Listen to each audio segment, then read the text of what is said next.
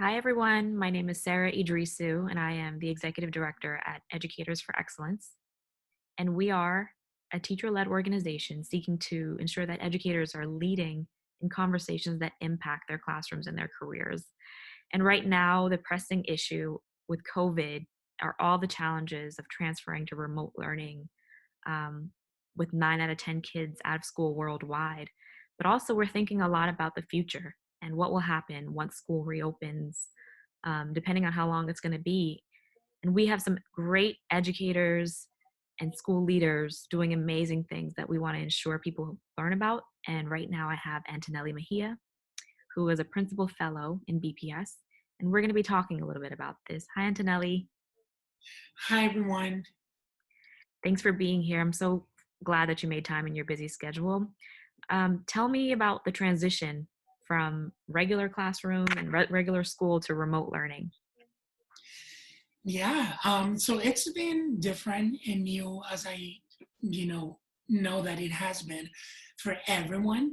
And it's been really interesting because I think that in the midst of a crisis, it is really important for me as a leader and as I support my teachers to understand that this is not a choice, right? Like we didn't transition to online learning because we wanted to, like we are in the middle of a crisis and really using that information to inform our next steps and the things that we choose to prioritize was really important for me as I supported my teachers in doing that. And even understanding the difference between online learning and remote learning, right? Like those are not the same things. We were doing some sort of online learning in the physical space using technology. But now with remote learning, we want to make sure that we are planning a different experience for students because they don't have access to that physical support.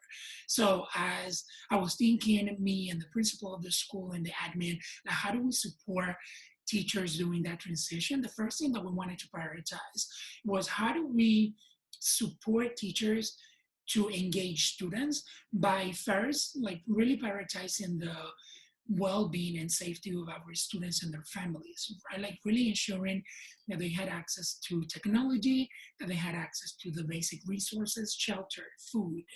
And then it is now after we've reached out to every family, we know that they're safe, we know that they have access to the supports, that now we are engaging in conversations about then how do we talk about rigor? How do we talk about activities that are standard aligned? Because what I've learned during this crisis, as I supported my teachers, is that information is not access, right? There were a bunch of activities, so many different resources online, but then really thinking about perhaps here in this moment, less is better if that less is rigorous, right? Like if we're taking the time to provide opportunity for students to engage in activities that are of quality.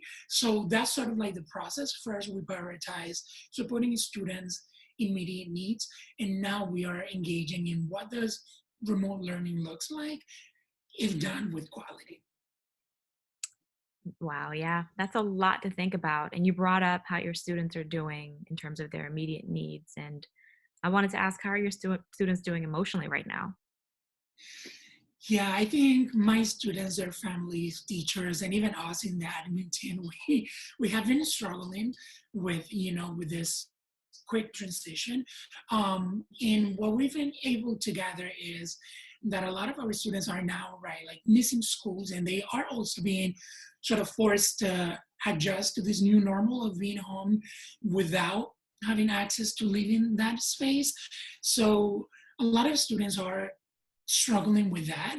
And what are some of the things that we have been doing is trying to support them and connect with them in addition to providing a quality space to learn is just checking in with them and providing like live sessions using online platforms to just do social check-ins. Like we're really using our special teachers, like our dance teachers, our physical education teachers, to just host live sessions where they can check in with the kids. Students have access to going in there and do something that is fun throughout the day. so that they can also have a little balance between the expectations to engage in academically activities, but also just to do a little more of that like physical movement, because we know that that also has really taken to their emotional health as well. That's amazing. I need to join that physical education class. And I would love to also hear more about how your students are doing academically and what you're thinking around learning is in this moment. Yeah, that is definitely the main challenge. And when we think about this crisis, it is the threat, right? Like it is like what are the impact? And I truly believe that this is definitely going to have a long lasting impact in our students learning, especially the students that are ready were falling behind and that already were receiving additional interventions that because of this, now they don't have access to those interventions. So when I think about that, I think that as a school, we are trying to do the best that we can to provide those learning opportunities and also go above and beyond to connecting with families because we understand that academically speaking, some of our students might need that adult support to help them guide through those activities. And we know that that is a challenge that we face every single day. So when I think about how my students and our students are doing academically, I think that the credit it's all for our teachers who have been really already engaging in conversations about how do they increase the engagements of students and shifting the conversation from just work completion but actually engaging with the task. And that also had to do a lot with the planning that teachers have been putting into the activities that they put so that they're not just posting an activity for the sake of having students engage with something, but that they're doing that in a way that is going to engage students in a critical thinking process so that that can also promote their learning. So I, want to remain hopeful that even in this time, our students and our teachers are working together so that that might look a little bit different depending on the grade level team, depending on the grade level of the classroom and the content, but that to that extent, there is learning that is happening in distance because teachers are planning to doing that and students are now being expected not to just complete some work, but that they're also doing some engaging with a task that will prompt their thinking so that they can continue developing the skills that they were developing before all of this happened.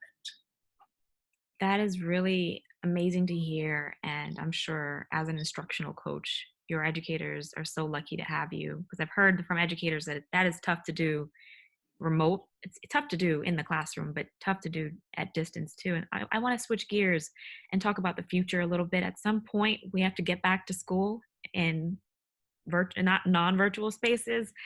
Um, we don't know how long that will be, but when we're ready to go back, what do you think needs to happen for students, both mentally and academically, so that their hearts and minds are ready to learn and that we restore the psychological loss that has happened because of this pandemic and them being away from their school community, but also we know that learning recovery is also going to be a challenge.